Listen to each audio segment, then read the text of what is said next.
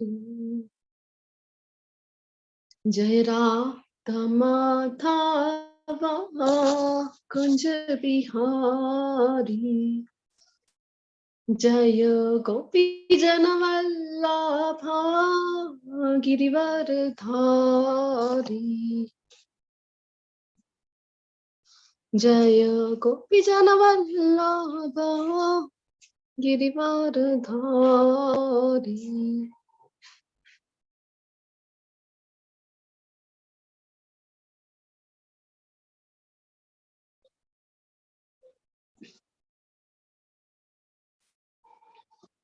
जय राधा माधवा कुंज बिहारी।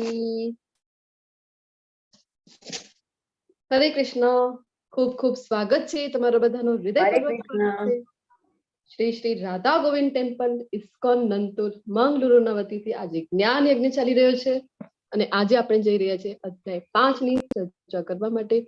તો સૌપ્રથમ આપણે શ્રી શ્રી રાધા ગોવિંદજીના ચરણોમાં વંદન કરીએ। ભગવાનના શાશ્વત ભક્તો અર્જુનજી શ્રીલા પ્રભુપાદજીને વંદન કરીએ। પરમ પૂજ્ય જય પતાકા સ્વામી મહારાજ, નામનિષ્ઠદાસ પ્રભુજી, ધર્મેશ પ્રભુજી ને વંદન કરીએ અને આજના આ સેશનની આપણે મંગલાચરણથી શરૂઆત કરીએ। श्री श्री राधा गोविंद की जय। ओम अज्ञानतिमिरान्धस्य ज्ञानाञ्जनशलाकया चक्षुरुन्मीलितं येन तस्मै श्री गुरुवे नमः। श्री चैतन्य मनोभीष्टं स्थापितं येन भूतले स्वयं रूप कदामयं ददाति स्वपदान्तिकं। वन्देऽहं श्रीगुरो श्रीयुतपदकमलं श्रीगुरुन् वैष्णवांश्च श्रीरूपं साग्रजातं सगणरघुनाथान्वितं तं सजीवं साद्वैतं सावधूतं परिजनसहितं श्रीकृष्ण चैतन्य देवं श्रीराधा कृष्ण पादान् सगणललिता श्रीविशाखान्वितांश्च। हे कृष्ण करुणा सिंधो दीनबंधो जगत्पते गोपेश गोपिका कांत राधा कांत नमोस्तुते। तप्त कांचन गौरांगी श्री राधे वृंदावनेश्वरी वृषभानुसुते देवी प्रणमामि हरिप्रिये। वाञ्छाकल्पतरुभ्यश्च कृपा सिन्धुभ्य एव च पतितानां पावनेभ्यो वैष्णवेभ्यो नमो नमः। अनंत कोटि वैष्णव वृंद की जय। श्रीला प्रभुपाद की जय। ग्रंथराज श्रीमद् भागवतम भगवत गीता चैतन्य चरितामृत की जय। सद्गुरुदेव की जय। जय श्री कृष्ण चैतन्य प्रभु नित्यानंद श्री अद्वैत गदाधर श्रीवासादि गौर भक्त वृंद। हरे कृष्णा कृष्णा कृष्णा हरे हरे, हरे राम राम राम हरे हरे। हरे कृष्णा सर्वे ने। हरे कृष्ण प्रभु जी। हरे कृष्ण माता जी। हरे कृष्ण। हरे कृष्ण माता जी। हरे कृष्ण। મને ખૂબ આનંદ થાય છે તમને બધાને આવકારતા। પાંચમા અધ્યાયમાં પણ આપણે સાથે મળીને જઈ રહ્યા છીએ પાંચમા અધ્યાયની ચર્ચા કરવા। પરંતુ એ પહેલા એક આપણે વાત થઈ હતી ને કે ગોલોક ચાર્ટ, તો આપણે ગોલોક ચાર્ટ વિશે સમજવાની કોશિશ કરીશું। તો ગોલોક ચાર્ટ હમણાં તમારી સમક્ષ સ્ક્રીન ઉપર શેર થઈ જશે। પછી આપણે જોઈશું કે ઓરિજિનલ એડ્રેસ આપણને ખબર હોવી જોઈએ ને। કોઈ પણ જગ્યા ઉપર આપણને જો જવું હોય તો આપણી પાસે જો ઓરિજિનલ એડ્રેસ છે તો આપણે ત્યાં પહોંચી શકીએ। તો આપણે જોઈશું કે આપણી ક્યાં છીએ, આ ભૌતિક જગત ક્યાં આવ્યું છે, આધ્યાત્મિક જગત ક્યાં આવ્યું છે। અને વારંવાર તમને એમ થશે કે ગોલોકધામ કહીએ છીએ તો ક્યાં આવેલું છે આ? તો આ પિંક કલરનું જે લોટસ છે,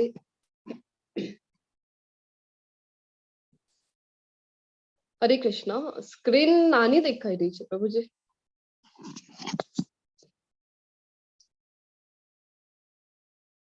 ओके, हाँ ठीक है, यस। तो पिंक कलर નું જે લોટસ છે ને, બધાને લોટસના શેપમાં આવું કમળના શેપમાં દેખાઈ રહ્યું છે। તો આ છે ભગવાનનું મૂળ જે ધામ છે, ઓરિજિનલ જે એડ્રેસ છે, ગોલોક વૃંદાવન ધામ, જ્યાં ભગવાન શ્રી કૃષ્ણ પોતે નિત્ય વિરાજમાન હોય છે અને ત્યાં એમની જે સતત લીલાઓ છે એ ચાલ્યા કરે છે. અહીંયા આપણે વાત થઈ ને કે અહીંયા ધરાતલ ઉપર જે વૃંદાવન છે ત્યાં તો એમની લીલાઓ જે થઈ હતી તો એ માત્ર એક ટ્રેલર જ હતું. તો ત્યાં નિત્ય લીલા આપણે 15મા અધ્યાયમાં જોઈશું કે આ જે ભૌતિક જગત છે કેવું છે, તો આધ્યાત્મિક જગતનું પરાવર્તન છે અહીંયા. તો જે વાસ્તવિક આનંદ છે એની અનુભૂતિનો આપણે અહીંયા જે છે અહેસાસ પણ અહીંયા કરી શકતા નથી. જે રિયલ હેપીનેસ છે, જે વાસ્તવિક આનંદ છે એ ભગવાનના ધામમાં છે. તો ગોલોક વૃંદાવન ધામ છે, શાશ્વત છે. 8મા અધ્યાયમાં આપણે જોઈશું કે ભગવાન શું કહે છે. આ ભૌતિક જગતના મેન્યુફેક્ચરર છે ભગવાન, તો ભૌતિક જગત વિશે શું કહે છે અને પોતાના ધામ વિશે શું કહે છે. તો એનાથી જયારે આપણે નીચે જઈએ તો એક બ્લુ કલરનું દેખાઈ રહ્યું છે ને બધાને, અને એમાં યલો કલરના આવા નાના નાના બબલ્સ છે. તો એ છે વૈકુંઠ ધામ. તો એ થઈ ગઈ ભગવાનની ઓફિસ. તો જે ગોલોક ધામ છે ને ભગવાનનો, જો શ્રી કૃષ્ણ છે ને પોતાનો વિસ્તાર કરે તો સૌ પ્રથમ રાઈટ સાઈડ થી જયારે પોતાનો જમણી બાજુથી જયારે પણ વિસ્તાર કરે તો પહેલો જે વિસ્તાર છે એ બલરામનો હોય છે. અને બલરામ થી પછી આવે છે સંકર્ષણ, પ્રદ્યુમ્ન, અનિરુદ્ધ અને વાસુદેવ, એવી રીતે. અને પછી ફરીથી આ જે સંકર્ષણ છે તો એનાથી ફરીથી આવે છે સંકર્ષણ, અનિરુદ્ધ, પ્રદ્યુમ્ન અને વાસુદેવ. આવા 4 વિસ્તાર થાય. અને પછી જે સંકર્ષણ છે એનાથી પોતાનો પ્રથમ મહાપુરુષ અવતાર જે મહાવિષ્ણુ છે એનામાં પોતાનો વિસ્તાર કરે છે શ્રી કૃષ્ણ પોતે. અને જો અલગ અલગ આ જે યલો કલરના છે એ બધા બ્રહ્માંડો છે. તો એવું નહીં કે આ બધા વૈકુંઠ છે, એવું નહીં કે એક જ વૈકુંઠ ધામ છે, કેટલાક વૈકુંઠ ધામ છે, બધાના અલગ અલગ વૈકુંઠ ધામ છે. તો ભગવાન છે ને અહીંયા વૈકુંઠ ધામમાં જે છે ભગવાનની ઓફિસ હોય છે. અને આ જો મહાવિષ્ણુ જે આપણે વાત કરી રહ્યા હતા કે સંકર્ષણથી પછી મહાવિષ્ણુ આવે છે. તો મહાવિષ્ણુ છે આ જે એક લાઈન છે ને બ્લુ અને વ્હાઈટ ને જે સેપરેટ કરી રહી છે, તો બ્લુ કલરની જે લાઈન છે એની નીચે જે કંઈ પણ છે એ બધું પછી આવી ગયું ભૌતિક જગતમાં. અને એના ઉપર જો બ્રહ્મ જ્યોતિ દેખાઈ રહી છે ને, બ્રહ્મ જ્યોતિ એટલે શું છે, તો આપણે બ્રહ્મ પરમાત્મા અને ભગવાન જોઈ ગયા છે ને કે ભગવાનની અનુભૂતિના અલગ અલગ તબક્કા. તો બ્રહ્મ જ્યોતિ એટલે કે જે નિરાકારવાદીઓ છે એ કઈ વાતમાં માનતા હોય તો પ્રકાશ, પ્રકાશ બસ શું છે લાઈફનો જે ગોલ છે. તો મૃત્યુની પાછળ પ્રકાશ જે છે એ બ્રહ્મમાં ભળી જવાનું છે એવું એ માનતા હોય છે. પરંતુ બીજા અધ્યાયમાં આપણે જોઈ ગયા ને આત્માના જે ગુણધર્મો હતા, તો આત્મા અલગ છે અને પરમાત્મા અલગ છે. ક્વોલિટીમાં આપણે પરમાત્માની સમકક્ષ હોઈ શકીએ પરંતુ ક્વોન્ટિટીમાં ફરક છે. તો આ આત્મા છે આપણે જોયું હતું ભગવાને શું કીધું હતું, તો ક્યારે પણ એને ભીંજવી શકાતું નથી પાણીથી અથવા તો પવનથી સુકાઈ શકાતું નથી. તો ક્યારે એવું નથી થતું કે આ પરમાત્મા ને આત્મા આવી રીતે મિલન થઈ ગયું ને એક થઈ ગયા, આ ક્યારે પણ થતું નથી. બીજા જ અધ્યાયમાં આપણને ખૂબ ક્લિયર ભગવાને જણાવી દીધું હતું. તો આ બ્રહ્મ જ્યોતિ એટલે બીજું કઈ નહીં તો ભગવાન શ્રી કૃષ્ણના દિવ્ય શરીરથી જે દિવ્ય પ્રકાશ જે સનાતન નીકળતું રહે છે શાશ્વત પ્રકાશ, એ છે આ બ્રહ્મ જ્યોતિર. તો પછી મહાવિષ્ણુની વાત આપણે કરી રહ્યા હતા. મહાવિષ્ણુ છે જે ભગવાનનો એક અંશ. કાલે આપણે જોઈ રહ્યા હતા ને કે 10 અવતાર વિષ્ણુથી આવે છે, પરંતુ આપણને ખબર હોવી જોઈએ કે વિષ્ણુ ક્યાંથી પ્રકટ થાય છે. તો વિષ્ણુ છે એ ભગવાનનો એક અંશ માત્ર છે.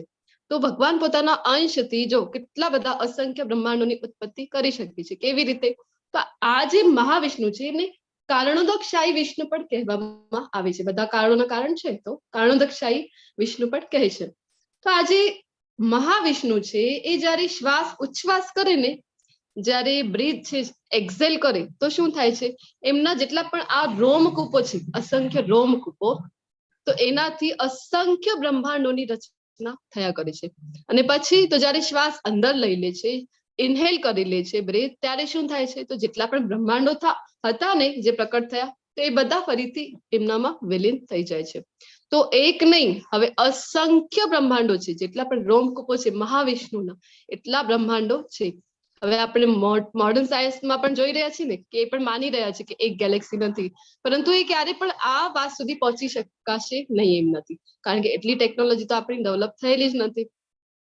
કેવલ અને કેવલ પ્રભુપાદજી પોતે કહે છે ને ભાવાર્થમાં કે આપણે જો અનંત જન્મો લાખો કરોડો વર્ષો સુધી પણ આપણે જન્મ લેતા જઈએ અને રિસર્ચ કરતા રહીએ ને તો પણ પોતાની મેળે આપણે આ સત્ય સુધી પહોંચી શકવા માટે સક્ષમ નથી. તો આપણે કેવી રીતે જાણી શકીશું, શાસ્ત્રોના શરણે જો આપણે જઈશું, ગુરુના શરણે જઈશું, કાલના અધ્યાયમાં જોઈ ગયા છે, તો જ આપણે આ વાતને સમજી શકીશું. તો આ મહાવિષ્ણુ છે એ રમાદેવી ઉપર દૃષ્ટિપાત કરે છે અને પછી બધા બ્રહ્માંડોને એ ગર્ભાન્વિત કરે છે. તો એક બ્રહ્માંડની, અને આ જો શિવજી છે તો શિવજી જે પ્રલયનું કામ કરે છે, અને દુર્ગા દેવી, દુર્ગા એટલા માટે કહેવામાં આવે છે કારણ કે આ દુર્ગ જેવું બ્રહ્માંડ જે છે એક દુર્ગ જેવું છે ને, તો દુર્ગનો કિલ્લાનું જે રક્ષણ કરે છે એટલે દુર્ગા એમને આપણે કહેતા હોઈએ છીએ. તો જો એક બ્રહ્માંડની રચના હવે આપણે જોઈશું કે અનંત બ્રહ્માંડો છે ને, તો એક બ્રહ્માંડની રચના કેવી રીતે થાય છે. તો જે અસંખ્ય રોમકૂપોમાંથી અસંખ્ય બ્રહ્માંડો નીકળ્યા, પછી પ્રત્યેક બ્રહ્માંડમાં ગર્ભોદકશાહી વિષ્ણુના રૂપમાં ફરીથી એન્ટર કરે છે. કોણ? કૃષ્ણ. કૃષ્ણના જ એક્સપાન્શન છે આ બધા. તો કૃષ્ણ જ્યારે ગર્ભોદકશાહી વિષ્ણુના રૂપમાં એક બ્રહ્માંડમાં પ્રવેશે છે, જો ગર્ભોદકશાહી ઓશન ઉપર, સાગર ઉપર એ આપણને શૈયા કરતા હોય દેખાઈ રહ્યા છે, એ છે ગર્ભોદકશાહી વિષ્ણુ. અને એમના પાદ સેવન નિત્ય લક્ષ્મીજી છે એ કરતા હોય છે. તો ગર્ભોદકશાહી વિષ્ણુના નાભી કમળમાંથી બ્રહ્માજી છે પ્રકટ થાય છે. અને જો બ્રહ્માજી છે ને પછી 14 લોકની રચના કરે છે. તો આપણે જોઈશું કે આપણો જે લોક છે એ ક્યાં આવ્યું? 14 લોકોમાંથી પ્રત્યેક બ્રહ્માંડમાં આ 14 લોક હોય છે. આપણું જે લોક છે એ છે ભૂરલોક. તો પૃથ્વી જે છે અર્થ આપણે કહેતા હોઈએ છીએ, 7મા નંબર ઉપર આવે છે આપણું ભૂરલોક. એના ઉપર છે 6 ઉચ્ચતર ગ્રહો. હવે પૃથ્વીથી ઉપર જે લોકો છે એને ઉચ્ચતર લોકો કહેવામાં આવે છે, અને નીચે જે છે એ નિમ્નતર લોકો કહેવામાં આવે છે. તો પૃથ્વીથી ઉપર છે 6 લોકો. હજી જો ભુવલોક, સ્વરલોક. સ્વર્ગલોક એટલે સ્વર્ગ આપણે જે કહેતા હોઈએ છીએ ને, તો સ્વર એ સ્વર્ગલોક છે, પછી મહરલોક છે, જનલોક છે, તપોલોક છે, અને સૌથી ઉપર જે આવે છે એ સત્યલોક એટલે કે બ્રહ્માજીનો એ લોક છે. આ મહરલોક, જનલોક છે જે મહર્ષિઓના લોકો હોય છે, સનત કુમારોનો એક લોક છે. આવી રીતે ને સૌથી ઉપર આવે છે એ બ્રહ્માજીનો સત્યલોક આવે છે. અને પછી નીચેના કયા કયા લોક છે? તો અતલ, વિતલ, સુતલ, તલાતલ, મહાતલ, રસાતલ અને પાતાલ. તો આવી રીતે. અને પછી જો એનાથી પણ નીચે જોવા જઈએ તો 28 પ્રકારના નરક જે છે, નરક લોકોની પણ વ્યવસ્થા કરવામાં આવી છે. જે પ્રમાણેના કોઈ વ્યક્તિના કર્મ હોય તો કર્મોના મુજબ 28 જાતના નરકની વ્યવસ્થા કરવામાં આવેલી છે. એને ત્યાં જઈને પછી ભોગવવું પડે છે. તો આવી રીતે આપણે જોઈ શકીએ તો કેટલા છે? 14 લોક છે એક બ્રહ્માંડમાં. અને એક બ્રહ્માંડની જે આપણો જે સાયન્સ છે ને, આ મોડર્ન એજ્યુકેશન, તો એ ત્યાં સુધી પણ નથી પહોંચ્યો કે આપણે એક લોકને પાર કરીને બીજા લોક સુધી જઈ શકીએ. બ્રહ્માંડની તો વાત જ ઘણી દૂરની થઈ ગઈ. આ જે ભૂરલોક આપણે વાત કરી રહ્યા હતા કે પૃથ્વીલોક છે, તો એવું નહીં કે ફક્ત ત્યાં પૃથ્વી છે. તો પૃથ્વીની સમકક્ષના જેટલા પણ ગ્રહો છે એ બધા આ ભૂરલોકો પર આવી જાય છે. તો આપણે આપણા એક લોકને પાર કરીને બીજા લોક સુધી પણ આપણે જઈ શકતા નથી. એટલી પણ ટેકનોલોજી આપણી પાસે ડેવલપ નથી. આ જો એક સ્ટારના શેપમાં દેખાઈ રહ્યું છે ને, તો ધ્રુવલોક છે. ધ્રુવલોકની જ્યારે સ્ટોરી આપણે ડિટેલમાં જોઈશું ત્યારે જોઈશું કે ભગવાન છે એ કેટલા ભક્ત વત્સલ છે અને કેટલા ભગવાન કૃપાળુ છે. પછી ધ્રુવ મહારાજ જ્યારે એ ગયા હતા ભગવાનની શરણમાં કોઈ કામના સાથે, પરંતુ જયારે ભગવાનના દર્શન થઈ જાય છે પછી એ ના પાડી દે છે કે મને હવે કાંઈ નથી જોઈતું. પરંતુ ભગવાન એમને 36,000 વર્ષ સુધી પૃથ્વીનું સામ્રાજ્ય પણ આપે છે, અને જે એમને શાશ્વત લોકની ઈચ્છા હતી એ પણ એમને પ્રદાન કરે છે. અને પછી ધ્રુવલોકમાં ભગવાન છે એ ક્ષીરોદકશાહી વિષ્ણુના રૂપમાં કાયમ એમની સાથે રહે છે, ધ્રુવજીના સાથે. આ છે ક્ષીરોદકશાહી વિષ્ણુ. એટલે કે હવે એક બ્રહ્માંડમાં જેટલા પણ જીવો છે, બ્રહ્માજી છે 14 લોકની રચના કરે, અને 84 લાખ યોનિઓના જેટલા પણ જીવો છે એ ત્યાં પ્રસ્થાપિત કરવામાં આવે છે. તો પ્રત્યેક યોનિના પ્રત્યેક જીવના હૃદયમાં ભગવાન છે પછી ક્ષીરોદકશાહી વિષ્ણુના રૂપમાં પ્રવેશે છે. તો વિષ્ણુ જ આપણને તો ખબર હોય. તો હવે આપણે જોયું કે 3 વિષ્ણુ છે. એક મહાવિષ્ણુ છે જેમના રોમકૂપોથી અસંખ્ય બ્રહ્માંડોની ઉત્પત્તિ થાય. પછી આવે છે ગર્ભોદકશાહી વિષ્ણુ. તો ગર્ભોદકશાહી વિષ્ણુ શું કરે? તો એ પછી બ્રહ્માજી એમના નાભી કમળથી ઉત્પન્ન થાય અને જે 14 લોકની રચના કરે. અને પછી પ્રત્યેક લોકના પ્રત્યેક જીવના હૃદયમાં ભગવાન છે એક ક્ષીરોદકશાહી વિષ્ણુના રૂપમાં એન્ટર કરે છે. નિત્ય આપણી સાથે ક્ષીરોદકશાહી વિષ્ણુના રૂપમાં રહે છે. પરમાત્મા સ્વરૂપ આપણે વાત કરતા હોઈએ છીએ ને કે હૃદયમાં પરમાત્મા સ્વરૂપે ચતુર્ભુજ સ્વરૂપે ભગવાન છે, તો એ છે ક્ષીરોદકશાહી વિષ્ણુ. તો હવે જો આ થઈ ગયું એક બ્રહ્માંડની રચના. તો હવે આપણે વાત કરીએ ને કે આપણે તો પોતાની મેળે એક લોક પાર કરીને બીજા લોક સુધી પણ જઈ શકતા નથી. હવે કોઈનું મૃત્યુ થાય તો આપણે શું કહેતા હોઈએ છીએ કે હા તો આ જે બાપા છે તો એ સ્વર્ગવાસી થઈ ગયા. તો સ્વર્ગવાસી આપણે આગળ લખતા હોઈએ છીએ ને, તો સ્વર્ગ એટલે ક્યાં છે આપણે હમણાં જોયું. સ્વર્ગ એટલે ક્યાં છે તો આપણા લોકથી જો 2 લોક છોડીને જ સ્વર્ગ, વચમાં તો એક જ લોક આવે છે અને બીજો જ લોક છે એ સ્વર્ગ લોક છે, નજીકનો લોક છે આમ તો, પરંતુ આપણી તો ટેકનોલોજી એટલી પણ નથી કે આપણે એ પાર કરીને બીજા લોક સુધી જઈ શકીએ. તો આ જે ભૌતિક જગત જોઈ રહ્યા છીએ ને, તો એમાં સૌથી પહેલા જીવ કોણ છે ભૌતિક જગતના, તો છે બ્રહ્માજી. તો બ્રહ્માજી થી લઈને નાનાથી નાનો જીવ લઈ લઈએ, 84 લાખમાં તો અનંત જીવો આવે છે. આમ તો સૂક્ષ્મ જીવો પણ ઘણા બધા છે, વાયરસ છે, બેક્ટેરિયા, એ બધા પણ આવી જાય છે 84 લાખ યોનિમાં. પરંતુ જો કીડીનો એક્ઝામ્પલ લઈએ આપણે, તો બ્રહ્માજી થી લઈને કીડી સુધીના 84 લાખ યોનિઓના જે કંઈ પણ જીવો છે, આ ભૌતિક પ્રકૃતિ જોઈ રહ્યા છે ને આપણે, તો ભૌતિક પ્રકૃતિમાં જે કોઈ પણ જીવ આવે છે એ બધા કેવા છે, તો એ બધા નાશ પામે છે, અશાશ્વતમ છે, એ બધાનો નાશ થાય છે. એક આપણે કાલે જે કાળની સ્લાઇડ જોઈ રહ્યા હતા, તો બ્રહ્માજીનું આયુષ્ય જોઈ રહ્યા હતા ને, કે એક દિવસ બ્રહ્માજીનો 24 કલાક એટલે કેટલા હતા, તો આપણા 864 કરોડ વર્ષ એટલા બ્રહ્માજીનો એક 24 કલાક હતા. તો એને ગુણ્યા જો 365 કરીએ તો એક વર્ષનો સમય આવે છે બ્રહ્માજીનો, અને એને જો ગુણ્યા આપણે કરી 100, તો આવા 100 યર્સ સુધી, આવા 100 વર્ષો બ્રહ્માજી જીવે છે. પરંતુ જયારે એમનો જે કાલાવધિ છે એ પૂર્ણ થઈ ગયો તો શું થાય, તો પછી બ્રહ્માજી છે એ આખા આ ભૌતિક જગત સાથે, જો પ્રલયના પણ 2 પ્રકારો છે, જયારે તમે લેવલ 2 માં આવશો ને ત્યારે ડિટેલમાં એની સ્ટડી કરીશું. તો 2 પ્રલય હોય છે, એક હોય છે મિની પ્રલય અને બીજો હોય છે મહાપ્રલય. તો મિની પ્રલય કોને કહેવામાં આવે, તો બ્રહ્માજીનો દિવસ જેનો સમય છે નિયર અબાઉટ 432 કરોડ વર્ષ, એટલો જો બ્રહ્માજીનો દિવસ છે ને એટલી જ રાત્રિ હોય છે. તો જયારે રાત્રિ થાય ને બ્રહ્માજીની, ત્યારે બ્રહ્માજી પછી વિશ્રાંતિ કરતા હોય છે. તો બધા જે 14 લોક છે, તો બધા જીવ માત્ર છે, પછી એમને કોણ આશ્રય આપે છે, તો ગર્ભોદકશાહી વિષ્ણુ પછી બધાને આશ્રય આપે છે. શું કામ, કારણ કે ત્યાં જે પ્રથમ જીવ હતા બ્રહ્માજી, એ જ હવે નથી, વિશ્રામ કરી રહ્યા છે, તો પછી બધાને આશ્રય આપે છે ગર્ભોદકશાહી વિષ્ણુ. અને જયારે બ્રહ્માજીના 100 વર્ષ પૂરા થઈ જાય છે, તો એને કહેવામાં આવે છે મહાપ્રલય. આજે વિશ્રામ કરતા હોય ને બ્રહ્માજી, તો એ થઈ ગયું મિની પ્રલય, અને જયારે 100 વર્ષ પૂરા થાય તો પછી એને કહેવામાં આવે છે મહાપ્રલય. તો ત્યારે શું થાય છે, તો બ્રહ્માજી સહિત ગર્ભોદકશાહી વિષ્ણુ સહિત આખો જે બ્રહ્માંડ છે એ ક્યાં જાય છે, તો પછી ફરીથી મહાવિષ્ણુમાં એ સમાવિષ્ટ થઈ જાય છે. આ જે ગોલ્ડન કલરના જોઈ રહ્યા છે ને આપણે બબલ્સના શેપના, એ બધા જ બ્રહ્માંડો છે. તો એક નહીં, અનંત બ્રહ્માંડો છે, ને જેની કાલાવધિ કેટલી છે, બ્રહ્માજીનો આયુષ્ય કેટલો છે, આપણી માટે તો આપણે જે જોઈ રહ્યા હતા ને કે દિવસ જ એમનો 864 કરોડ વર્ષ, અને એવા 100 વર્ષો જીવે છે. પરંતુ એમની કાલાવધિ મહાવિષ્ણુના સમકક્ષ કેટલી છે, તો મહાવિષ્ણુ શ્વાસ અંદર લે અને બહાર લે એટલો જ એમનો જીવનકાળ છે બ્રહ્માજીનો. અને આપણો જે લાઈફ ટાઈમ છે, કાલે જ આપણે કાલની સ્લાઇડમાં જોઈ રહ્યા હતા, તો બ્રહ્માજીની સાપેક્ષમાં તો આપણો તો એકદમ નગણ્ય જ કહેવાય છે જે લાઈફ ટાઈમ છે. ને આપણે શું કહેતા હોઈએ છીએ કે ના, કરીશું ને ભક્તિની સેવા, 60 વર્ષના પાછળ જરૂરથી કરીશું, અથવા તો શું માનીએ આપણે, આ જન્મમાં નહીં થયું, નેક્સ્ટ જન્મમાં તો જરૂરથી કરીશું. તો એની સંભાવના કે ફરીથી આપણને મનુષ્ય દેવ મળે 84 લાખ યોનિઓમાં પસાર થઈને અતિ દુર્લભ જે માનવ દેહ છે આપણને મળ્યું છે, તો એની કોઈ સંભાવના નહીં. કલયુગમાં તો એની સંભાવના જ નથી કે ફરીથી આપણને માનવ દેહ છે એ મળે. તો જો આમ એક લોક પણ આપણે જોયું ને કે આપણે પોતાની મેળે તો પાર કરી શકતા નથી, તો એક લોક પાર કરીને પછી જવાનું ક્યાં છે, તો અલ્ટિમેટ એડ્રેસ કયું છે, તો ભગવાનનું જે ધામ છે, શાશ્વત ધામ, ગોલોક વૃંદાવન. તો આમ તો આપણે જઈ શકતા નથી, પરંતુ હા, એક ઈઝી રસ્તો છે આપણી પાસે. કયું છે, તો આ વ્હાઈટ લાઈનની જે દોરી આપણને દેખાઈ રહી છે, કોઈ વાંચી શકશે શું લખેલું છે અહીંયા?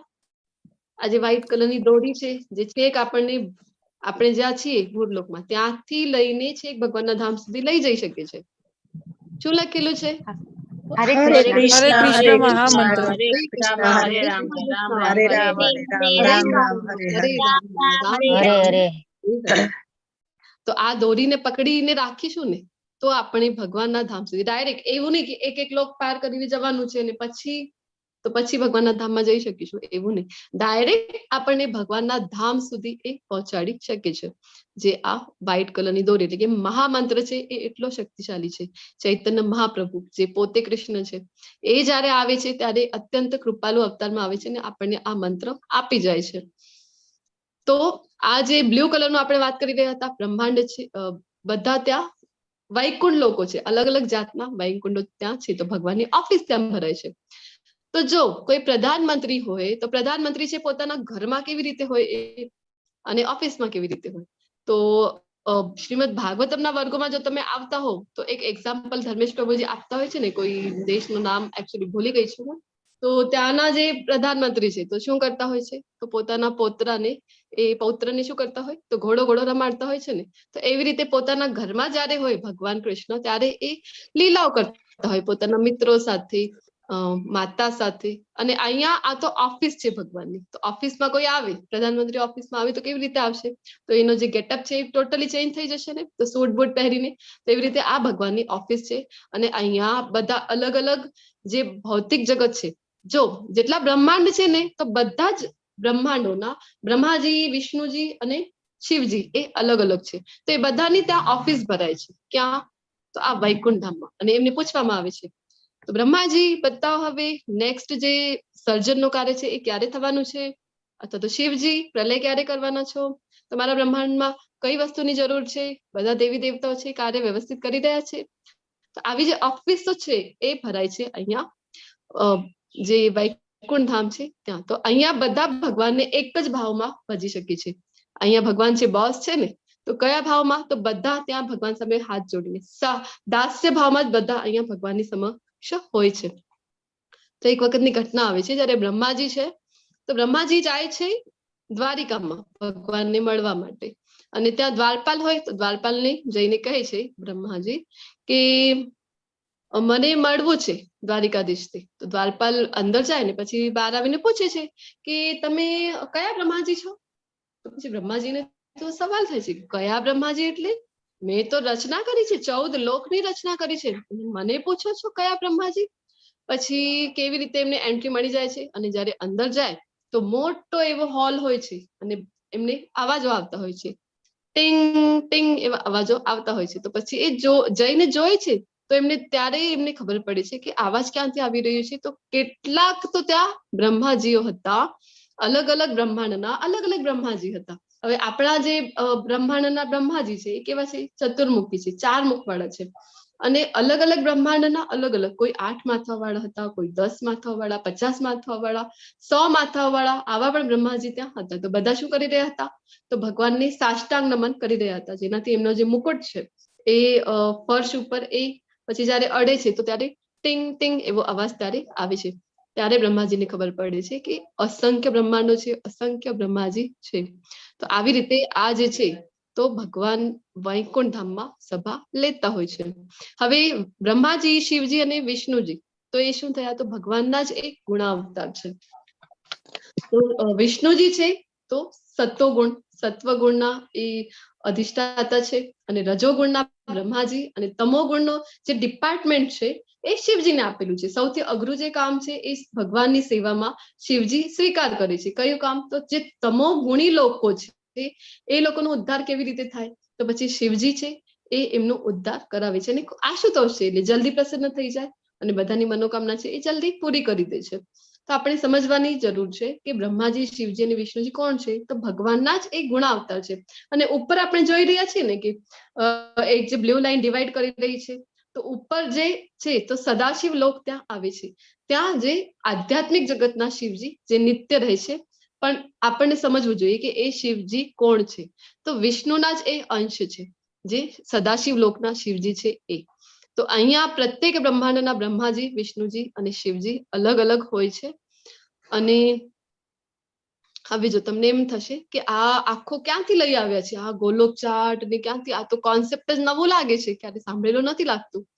તો જો અહીંયા તમારી સમક્ષ અને હજી એક વાત કે જયારે કૃષ્ણ છે ને એ પોતાનો વિસ્તાર કરે છે ને, જયારે અલગ અલગ જગ્યા ઉપર, તો ત્યારે રાધાજી પણ છે, જે એમની લેફ્ટ સાઈડ થી રાધાજીનો એક્સપાન્શન થાય છે, અને રાઈટ સાઈડ થી પ્રથમ જે એક્સપાન્શન થાય છે, તો વિસ્તાર થાય છે, એ છે બલરામજી. તો રાધાજી પછી પોતાનો વિસ્તાર હજી આગળ કરે છે. જેવી રીતે સદાશિવ આપણે જોઈ ગયા, તો કૃષ્ણથી જ્યારે સદાશિવ રૂપમાં વિસ્તાર થાય છે, તો પછી રાધાજી પોતાનું એક્સપાન્શન કરે છે પાર્વતીના રૂપમાં. તો અલગ અલગ જ્યારે અવતાર કૃષ્ણથી થાય છે, તો રાધાજીથી પણ અલગ અલગ અવતાર આગળના થયા કરે છે. તો હવે ક્યાંથી આવું બધું કોન્સેપ્ટ આવ્યું છે? તો અલગ અલગ શાસ્ત્રોના રેફરન્સ અહીંયા આપેલા છે કે ઘણા બધા મેક્સિમમ જે છે તો બ્રહ્મ સંહિતાના રેફરન્સીસ આપેલા છે. અને બ્રહ્મ સંહિતા 5.43 શું કહે છે બ્રહ્માજી? ગોલોક નામની નિજ ધામની તલે ચ તસ્ય દેવી મહેશ હરિધામ ધામ સુતેષુ તેષુ તે તે પ્રભાવ નિયતે વિહિતાસ ચ યેન ગોવિંદમાદિ પુરુષમ તમહમ ભજામી. કે એક દેવીના લોકથી મહેશ શિવજીના લોકથી પણ ઊંચો એક લોક આવે છે. કયું છે એ? તો ગોલોક નામનો એ ધામ છે ભગવાનનો. અને ઘણા બધા બ્રહ્માજીના બ્રહ્મ સંહિતાના અહીંયા રેફરન્સીસ આપેલા છે. પછી તો અલગ અલગ બૃહદ જે ભાગવતમ છે, લઘુ ભાગવતમ છે, એના પણ રેફરન્સીસ આપેલા છે. તો તમને હજી ડિટેલમાં સ્ટડી કરવું હોય તો તમને આ ગ્રુપમાં પણ મળી જશે, ત્યાં તમે હજી ડિટેલમાં વાંચી શકશો.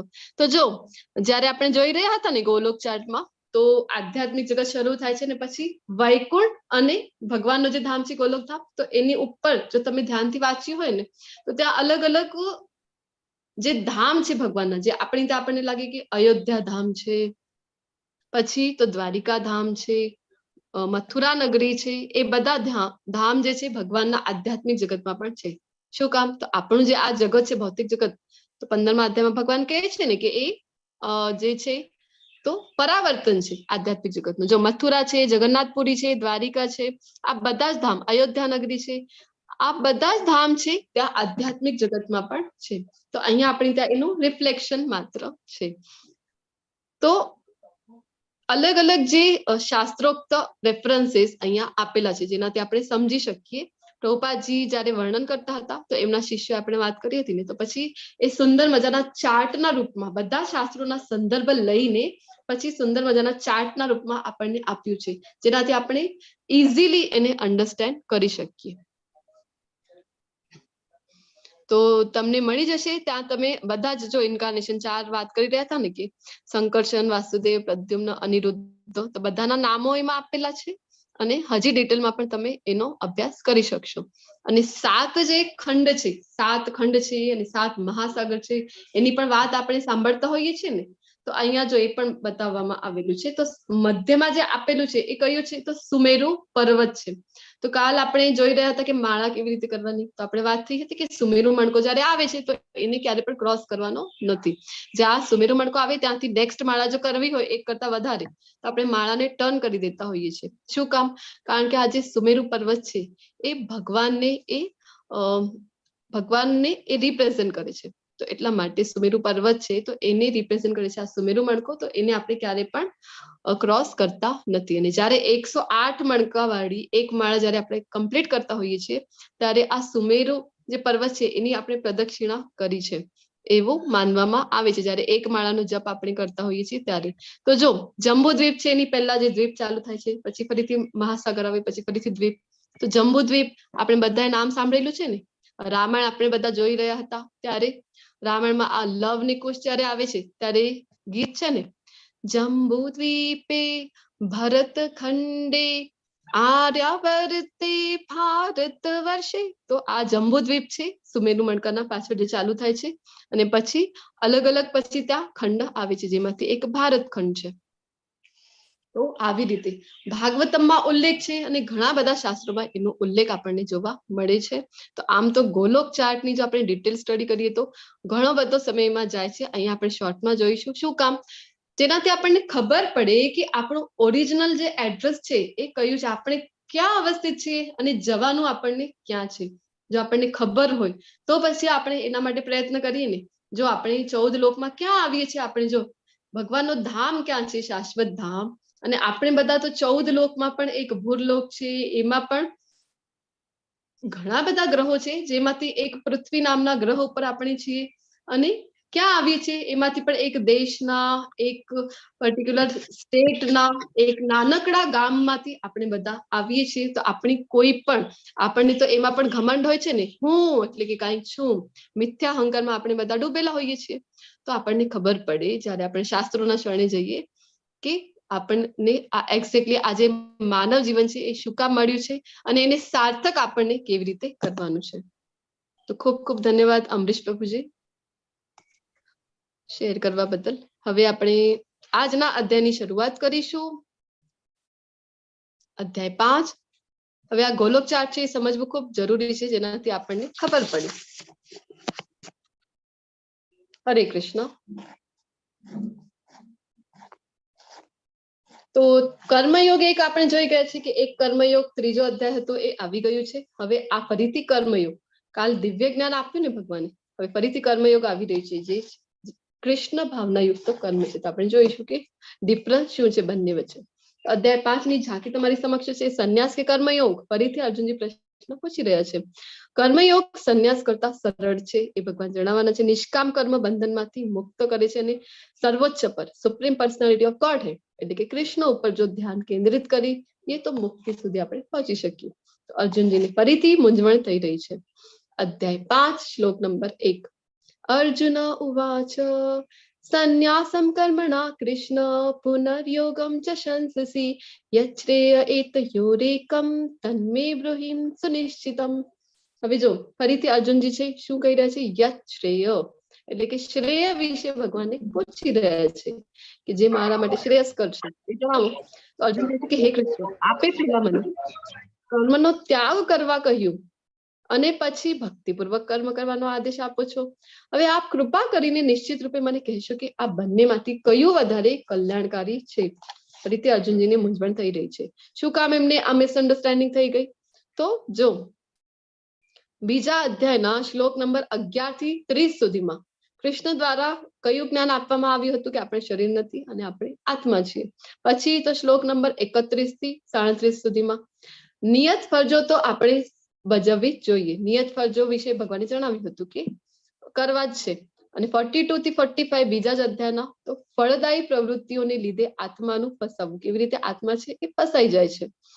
અને 46 થી લઈને 53 સુધીમાં બતાવ્યું હતું કે ભક્તિમય સેવા દ્વારા ઉપાધિથી છૂટવાની પ્રક્રિયા કઈ છે. અને ત્રીજા અધ્યાયના પછી શ્લોક 17 અને 18માં જ્ઞાનમાં વ્યક્તિ માટે કોઈ ફરજ રહેતી નથી એ સમજાવ્યું હતું. તો અધ્યાય 4 શ્લોક 33 તમામ પ્રકારના ત્યાગ કાર્ય જ્ઞાનમાં પરિણમે છે તે સમજાવ્યું હતું. અને ચોથા અધ્યાયના છેલ્લા શ્લોકમાં ફરીથી શું કીધું કૃષ્ણે કે ઉભો થા અને યુદ્ધ કર. તો હવે આવી રીતે અર્જુનજીને ખૂબ મૂંઝવણ થઈ રહી છે કે શું કરવાનું છે, એક્શન લેવાનું છે અથવા તો બધું છોડી દેવાનું છે. તો કયું સારું છે, કર્મ સંન્યાસ કે કર્મ યોગ? તમે મને જણાવો. કર્મ સંન્યાસ એટલે કે કર્મ છોડીને જતું રહેવાનું, કર્મયોગ. કર્મયોગ. ઓકે. બીજા બધાનું શું કેવું છે? કયું સારું ગણાશે? કર્મથી સંન્યાસ લેવાનો કે કર્મ યોગ કરવાનું? ત્રીજા અધ્યાયમાં. ઓકે, તો તમારા બધાના કોન્સેપ્ટ છે ખૂબ જ ક્લિયર છે. ખૂબ ખૂબ ધન્યવાદ તમને બધાને. તમે આવી જ રીતે એક્ટિવલી પાર્ટિસિપેટ કરતા રહેજો.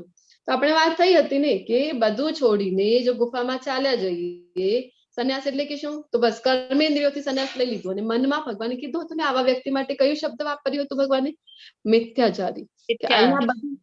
મિથ્યાચારી. યસ, તો ભગવાનને મિથ્યાચારી આવા પ્રિટેન્ડર ભગવાનને જરાય પસંદ નથી. તો ભગવાને કીધું હતું કે અહીંયા ભૌતિક જગતમાં કર્મેન્દ્રિયોથી જો સંન્યાસ લઈ લઈએ અને પછી ઘરમાં ખૂબ કંટાળી ગયા છે. ઘરમાં શું છે તો પત્ની દિવસભર માથાકૂટ કરતી રહે છે, ક્યાંક કુકુ કરે છે, ચલો છોડો ઘર પાર ઓર ચલો હરિદ્વાર. આવી રીતે જતા રહીએ તો ત્યાં જઈને આપણને જો વિચાર આવે કે હા મારી પત્ની કેટલી પણ મારા સાથે માથાકૂટ કરતી, પરંતુ ઘરે જયારે આવું ને ત્યારે મને પૂછતી હતી કે તમારું દિવસ કેવું રહ્યું, અને 2 ટાઈમ મને ગરમા ગરમ જમવાનું તો આપતી જ હતી, પાણીનો ગ્લાસ ભરીને આપતી હતી.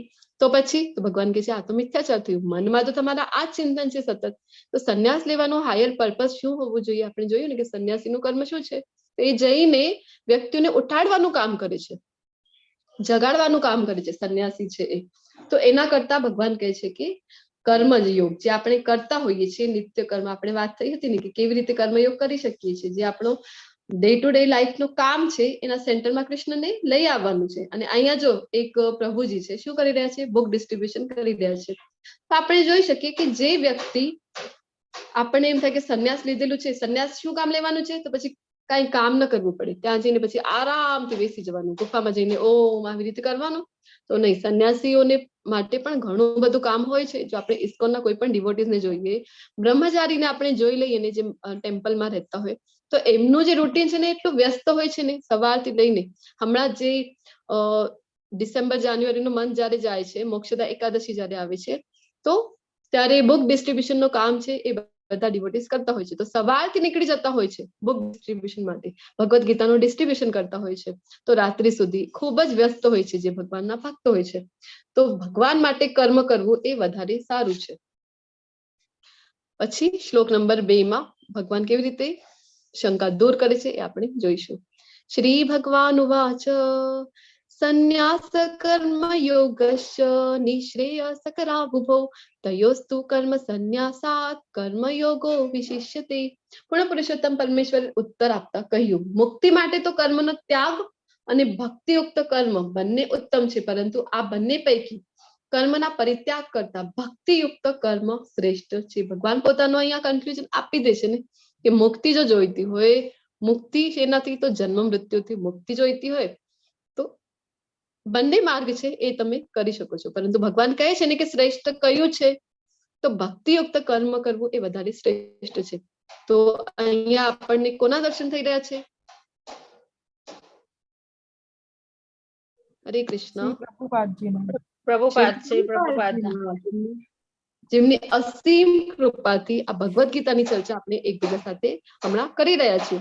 શ્રીલા પ્રભુપાદજી, જો શ્રીલા પ્રભુપાદજી ધારે તો એ વૃંદાવનમાં જઈને ત્યાં જઈને એ બેસી જાય, એક આશ્રમ ખોલી લે અને ત્યાં આરામથી બેસે, ભગવાનના નામનું જપ કરે, તો એવું કરી શક્ય હોત ને. પરંતુ શું કરે છે શ્રીલા પ્રભુપાદજી? ડેવનમાં આપણે જોઈ ગયા હતા ને, 70 વર્ષની આયુમાં એ માલવાહક જે જહાજ છે એમાં સવાર થઈને અમેરિકા સુધી જાય છે, અને કેટલા બધા જે ડિફિકલ્ટીઝ છે એનો સામનો કરે છે. રસ્તામાં જ આપણે જોયું હતું કે 2 વખત એમને હાર્ટ એટેક આવે છે, અને કેટલી બધી ત્યાં જઈને કોની પાસે રહેવાના છે, શું કરશે, એમની પાસે માત્ર 40 થી 50 રૂપિયા જેટલી જ મિનિમમ અમાઉન્ટ સાથે એ નીકળી જાય છે. તો શું કરશે ત્યાં જઈને? કોઈ વાતની એમને ખબર નહોતી, તો પણ નીકળી જાય છે ને. કોના માટે? કૃષ્ણ માટે કર્મ કરવું છે. અને ત્યાં જઈને કેટલો બધો એ હાર્ડવર્ક કરે છે, કેટલા કલાકો સુધી સંકીર્તન કરે. આ પહેલા શરૂઆતમાં જયારે એમની પાસે હિપ્પીઓ આવતા હતા ને, તો જેટલા પણ હિપ્પીઓ એમની પાસે આવે તો બધાને 20-25 જણ જેટલા આવતા હોય એમની પાસે સ્ટાર્ટિંગમાં, પછી તો ધીરે ધીરે હજી વધારે આવે છે. તો બધા માટે પોતાના હાથેથી પ્રભુપાદજી છે એ રસોઈ બનાવે. રસોઈ એટલે કે ફક્ત શાક રોટલી બનાવી દીધું એવું નહીં, તો પૂરી રસોઈ બનાવતા હતા. અને પછી એ બધા વાસણ પણ પોતે ક્લીન કરતા હતા. પ્રભુપાદજીએ ખૂબ જ મહેનત કરી છે. રાત્રે માત્ર 1-2 કલાકની જ ઊંઘ એ લેતા હતા. કોના માટે? આપણા બધા માટે, કે આપણને શ્રીમદ ભાગવતમ આપી શકીએ અને ભગવદ ગીતાના બધા શ્લોકોના ભાવાર્થ આપે છે. અને મોટો એવો જે ભાવાર્થ છે શ્રીલા પ્રભુપાદજીનો, તો કેટલો સુંદર છે. જયારે આપણે એક ભગવદ ગીતા વાંચીએ તો આપણને એમ લાગે ને કે કેટલા બધા શાસ્ત્રોનું, ઉપનિષદોનો અમે અધ્યયન કરી લીધું છે. આવા સુંદર મજાના જે શાસ્ત્રો આપણને સરળતાથી આપણે સમજી શકીએ એઝ ઇટ ઇઝ આપણને આપી ગયા છે ને. કેટલી મહેનત કરી છે પ્રભુપાદજીએ આપણા માટે. તો આવી રીતે જે કર્મ કરે, તો સંન્યાસીનો કર્મ આ હોય છે. જો સંન્યાસીને થોડીક પણ વાર ઊંઘ લેવા માટે પણ એમની પાસે સમય નહોતો, તો સંન્યાસી એટલા બિઝી હોય છે કૃષ્ણ માટે જે કર્મ કરતા હોય છે. તો આવી રીતે જયારે કૃષ્ણ માટે જે અટેચમેન્ટ છે એ વધુ હોય, આસક્તિ કોની સાથે? કૃષ્ણ માટે એ જયારે વધારે હોય, અને ભૌતિક વસ્તુઓ પ્રત્યે જે વિરક્તિ છે એ એના કરતા પણ કૃષ્ણ માટે જે આસક્તિ છે એ વધારે હોય, ત્યારે જ સંન્યાસ છે એ લઈ શકાય છે. અધરવાઇઝ ત્યાં તો કંટાળીને જતા રહ્યા, તો સંન્યાસ લઈ લીધું તો શું થાય? તો પછી ડિટેચમેન્ટ ભૌતિક વસ્તુથી તો થાય જ નહીં. કૃષ્ણ માટે જે અટેચમેન્ટ નહોતું, અને અહીંયાથી આ સો કોલ આપણે ડિટેચમેન્ટ લઈને જઈએ તો પછી એક મિથ્યાચારી કહેવાય છે ને. તો ધર્મના 6 પ્રકારોનું શાસ્ત્રોમાં વર્ણન આવે છે કે ધર્મ 6 પ્રકારના હોય છે. તો પહેલો છે કે વિધર્મ, એટલે કે અધર્મ. આપણે જોઈ ગયા છે કે ખોટા બધા જે પાપ કર્મો કરીએ એ. પરાધર્મ એટલે કે ધાર્મિક સિદ્ધાંતો જેના માટે અયોગ્ય છે, આવો પરાધર્મ છે. ઉપધર્મ આવે પછી અન્યને ભૌતિક રીતે મદદ કરવી. ઘણા બધા લોકો હોય ને કે દાન કરવામાં, બીજાની મદદ કરવામાં એમને આનંદ આવતો હોય તો ઉપધર્મ થઈ ગયો. ચલાધર્મ એટલે કે છેતરપિંડી ધર્મ, જે શકુની મામા કરતા હતા. ધર્મ આભાસ એટલે કે દંભી ધર્મ અને સિદ્ધાંતો જે ધાર્મિક દેખાય છે પરંતુ હોતા નથી. તો સૌથી ઉપર જે ધર્મ આવે છે એ કયું છે? તો પરોધર્મ. આત્માનો જે શાશ્વત ધર્મ છે એ પરોધર્મ છે. તો તમારી માટે એક પ્રશ્ન છે, શું માનવ સેવા એ માધવ સેવા સમાન છે? બધાએ પોતપોતાનો અભિપ્રાય અહીંયા આપવાનો છે. શું લાગે છે તમને? તમે ચેટ બોક્સમાં ટાઈપ કરજો. આપણે એન્ડમાં બધાના આન્સરો છે એ વાંચીશું. કારણ પણ આપવાનું છે કે છે તો કેમ અને નથી તો શું કામ નથી. એક શ્રીમદ ભાગવતમની બધામાં ભગવાન આત્મા પરમાત્મા રહેલા છે. ઓકે, આપણે એન્ડમાં આ ચર્ચા કરીશું એના વિશે જરૂરથી. ચેટ બોક્સમાં કોઈને શક્ય તો ત્યાં તમે પોસ્ટ કરી શકો છો. માતાજી, હરે કૃષ્ણ. માનવ સેવા કરવી જરૂરી છે, પણ આપણે જ્યાં જવું છે એની સેવા તો જરૂરી જ છે ને. જે આપણી જે ધ્યેય છે આપણે પ્રાપ્ત કરવો હોય તેની સેવા સાથે માનવ સેવા કરવાની છે. ઓકે, તો માનવ સેવા એટલે જો કોઈને આપણે ભૂખ્યા હોય એમને આપણે જમાડીએ તો આપણે એક વખત નો જમાડી દીધો તો પછી થોડોક સમય થઈ ગયો તો બીજી વખત ફરીથી એને તો ભૂખ તો લાગવાની જ છે ને. તો અને જો આપણે એમને કપડા આપીએ અથવા તો ઠંડીના દિવસો છે બ્લેન્કેટ આપીએ તો એ કેટલા દિવસ જાય?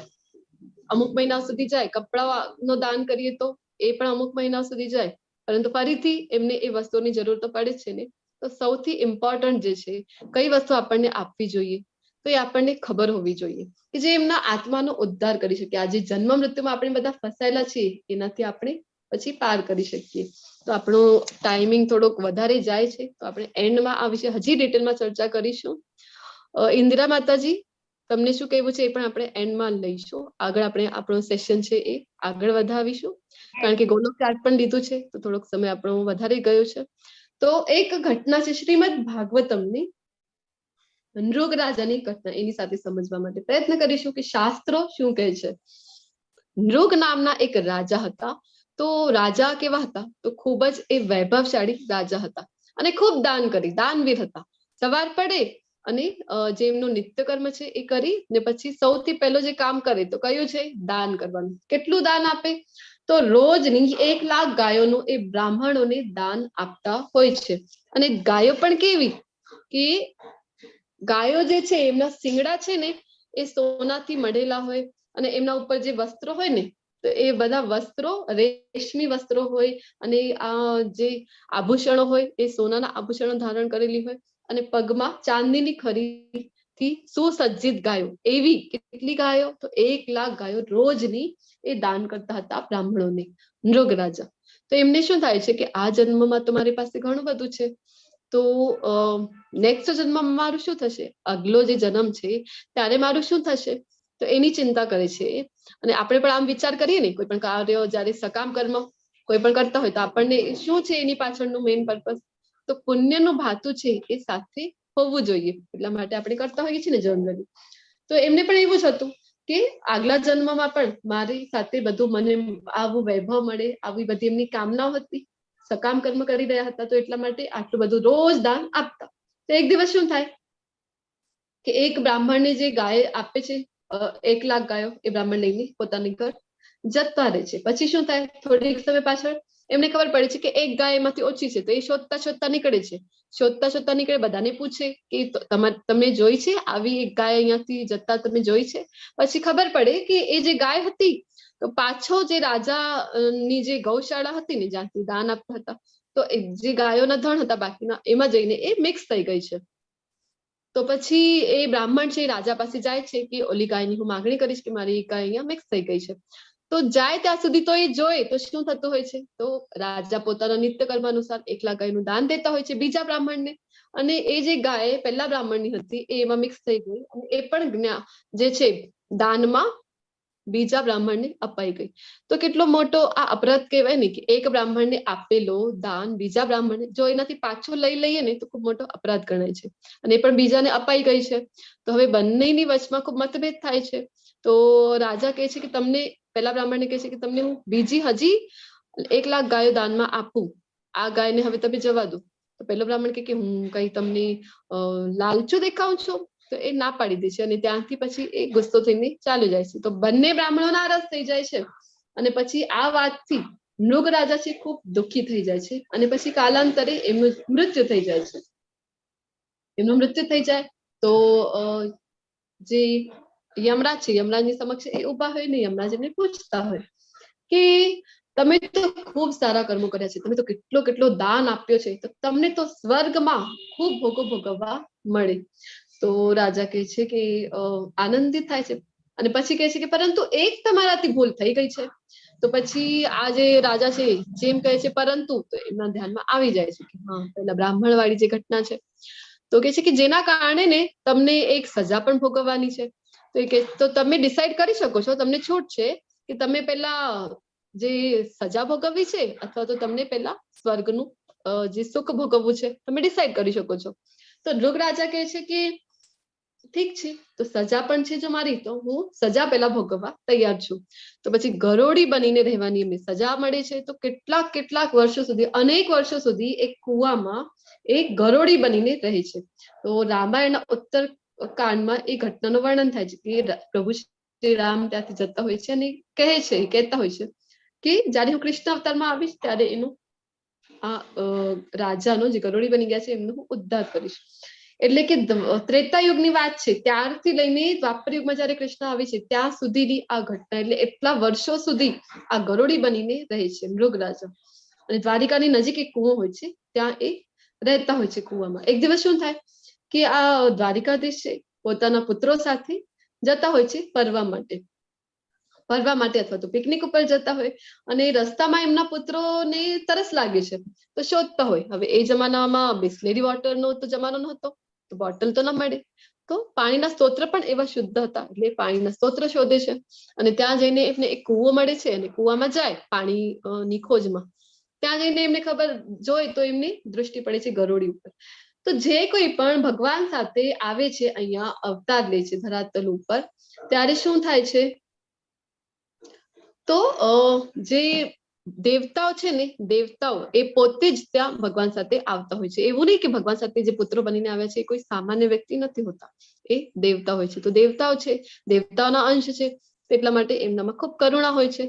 તો પછી એ ગરોળીને ત્યાંથી કુવાથી બહાર કાઢવા માટે પ્રયત્ન કરે છે, ઘણો પ્રયત્ન કરે છે. બાજુથી એમને વેલ મળે છે, વેલ મૂકીને પછી બાંધીને એમને ખૂબ ટ્રાય કરે છે પરંતુ કાઢી શકતા નથી. પછી જાય છે પોતાના પિતા પાસે અને કહે છે કે પિતાજી જોવો ને ત્યાં એક ગરોળી ફસાઈ ગઈ છે કુવામાં. પછી કૃષ્ણ પોતે આવે છે અને જોઈ છે અને જો જેવી રીતે ગરોળીને હાથ અડાડે છે ને તો તરત જ એ ગરોળીમાંથી મૃગ રાજા પોતે શરીર ધારણ કરીને અવતર ત્યાં પ્રકટ થાય છે અને પછી પૂછે છે કે રાજા આ બધું કેમ થયું?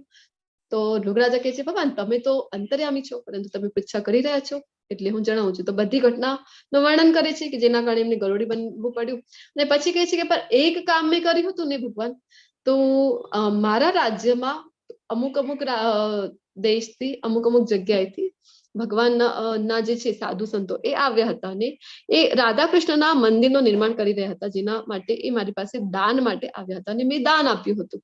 અને બીજું એ કે એમને શ્રીમદ ભાગવતમનો પ્રચાર કરવા માટે હજી એની પ્રતો જોઈતી હતી. તો એ જમાનામાં પ્રિન્ટિંગ પ્રેસનું તો જમાનું નહોતું. તો પછી રાજા પોતાના મંત્રીને આદેશ આપીને અમુક પ્રતો બનાવીને દે છે શ્રીમદ ભાગવતમની. તો આ બે કામ મેં જે કર્યા હતા ને ત્યારે એ સાધુ બ્રાહ્મણ હતા, સાધુ સંતો હતા, એમણે આશીર્વાદ આપ્યા હતા કે એક દિવસ ભગવાનના તમને દર્શન થશે ને ભગવાનના હાથથી તમારો ઉદ્ધાર થશે, જેના કારણે આજે તમારા લીધે મારું ઉદ્ધાર થયું છે. તો જો અતિશય ફળદાયી જો પ્રવૃત્તિઓ હોય, કેટલાક પણ તમે દાન આપી દો. હવે મૃગ રાજા જેટલો દાન તો આપણે ક્યારે આપી શકવાનો વિચાર પણ નથી કરી શકતા. એક લાખ ગાયોનો એ તો દાન કરતા હતા ને, તો એટલું તો દાન આપણે ન કરી શકીએ. તો આપણને એ ઘટનાથી ખબર પડે છે કે જે કંઈ પણ સકામ કર્મ છે ને એ આપણને બાંધી દે છે, ફસાઈ જઈએ છીએ આપણે સકામ કર્મોમાં. તો માનવ સેવા એ માધવ સેવા નથી. તો શ્રી રૂપ ગોસ્વામી છે એ ભક્તિ રસામૃત સિંધુમાં શું કહે છે કે જયારે મુક્તિ મેળવવા માટે આતુર વ્યક્તિઓ પરમ પુરુષ ભગવાનને લગતી વસ્તુઓનો ત્યાગ કરે છે, તેમને ભૌતિક માની લે છે, ત્યારે તેમનો ત્યાગ અપૂર્ણ કહેવાય છે.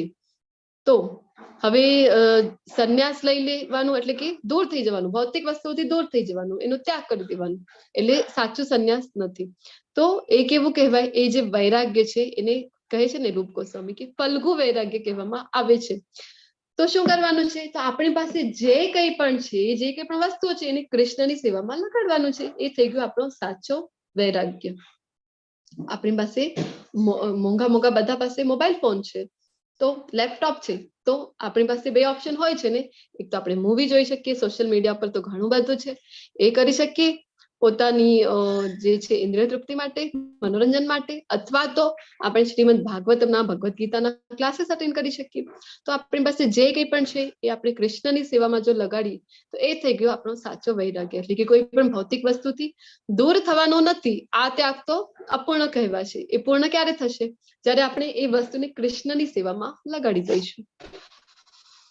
તો કર્મયોગ કે કર્મ સંન્યાસ, અર્જુનજીનો પ્રશ્ન હજી ચાલી રહ્યું છે. તો જે મનુષ્યનો તો કર્મફળનો તિરસ્કાર કરે છે અને નો કર્મફળની ઈચ્છા રાખે છે, તેને નિત્ય સંન્યાસી જાણવો જોઈએ. હે મહાબાહુ અર્જુન, આવો મનુષ્ય સર્વ દ્વંદ્વોથી રહિત થઈને, બધા દ્વંદ્વો એટલે કે સુખ દુઃખ, ગરમી શરદી, આવા બધા જે થાય છે આપણી સાથે, તો એ બધા દ્વંદ્વો છે, તો એનાથી રહિત થઈને ભૌતિક બંધનને સહજમાં પાર કરીને સંપૂર્ણપણે મુક્ત થઈ જાય છે.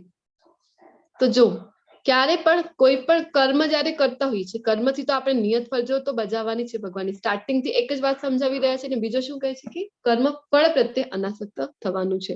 કર્મફળ કોને આપવાના છે, તો કૃષ્ણને. ભગવત ભક્તિમાં જોડાયા વિના કેવળ સમગ્ર કર્મનો પરિત્યાગ કરવા માત્રથી કોઈ મનુષ્ય સુખી થઈ શકતો નથી, પરંતુ ભક્તિમય સેવામાં પરોવાયેલો વિચારશીલ મનુષ્ય પરમેશ્વરને તરત જ પ્રાપ્ત કરે છે. તો જો ભક્તિમાં આપણે જોડાયેલા નથી અને બધા કર્મોનો ત્યાગ કરી દઈએ છીએ, તો અધૂરો આપણો એક ત્યાગ છે. એનાથી ક્યારે પણ આ ભૌતિક જગતમાં આપણે સુખી નહીં થઈ શકીશું. આપણે કન્ટિન્યુ આપણે એ જ વિચાર આવ્યા કરશે. આપણે વાત થઈ ને કે આના કરતા તો ઘરે સારું હતું, હવે અહીંયા બીમાર પડીશ તો કોણ મારું ધ્યાન રાખશે. પરંતુ ભક્તિમાં સેવામાં પરોવાયેલા હોઈએ તો તરત જ એ પરમેશ્વરને પ્રાપ્ત કરી શકશે. જે મનુષ્ય ભક્તિ ભાવે કર્મ કરે છે, જે વિશુદ્ધ આત્મા છે અને જે પોતાના મનો તથા ઇન્દ્રિયોને વશમાં રાખી શકે છે, તે સૌને પ્રિય હોય છે અને બધા જીવો તેને પ્રિય હોય છે. એવો મનુષ્ય હંમેશા કાર્યરત રહેતો હોવા છતાં કદાપી લિપ્ત થતો નથી. તો આપણને બધાને એમ હોય છે ને કે હું બધાનો પ્રિય થાઉં. તો અહીંયા ભગવદ્ ગીતામાં એનો ફોર્મ્યુલો આપેલો છે. શું છે ફોર્મ્યુલા? કે તમને જો કોઈનો પ્રિય થવું છે તો સૌથી ઇમ્પોર્ટન્ટ છે શું છે કે એક તો ભક્તિ ભાવે કર્મ કરવાનું છે, ભગવાનના તમે ભક્ત હો. અને બીજો શું કહી રહ્યા છે ભગવાન, તો મન અને ઇન્દ્રિયો આપણી વશમાં હોવી જોઈએ. જો મન અને ઇન્દ્રિય વશમાં નથી તો ભૌતિક જગતમાં પણ આપણે જોઈ શકીએ ને કે કેટલી બધી પ્રોબ્લેમ્સ ક્રિએટ થઈ જાય છે. કોઈ પણ રિલેશનશીપમાં આપણે છીએ અને ઇન્દ્રિયો પર કંટ્રોલ નથી, થોડુંક કોઈએ કઈ આપણી સાથે આપણી મનની વિરુદ્ધ કરી દીધું તો શું થાય, તરત જ આપણે ગુસ્સો થઈ જઈને એની પહેલા એને ભલે ને કેટલું પણ સારું કર્યું હોય તો એ તરત જ ભૂલાઈ જાય છે અને ન બોલવાના બધા શબ્દો આપણી ગુસ્સામાં બોલી નાખતા હોઈએ છીએ.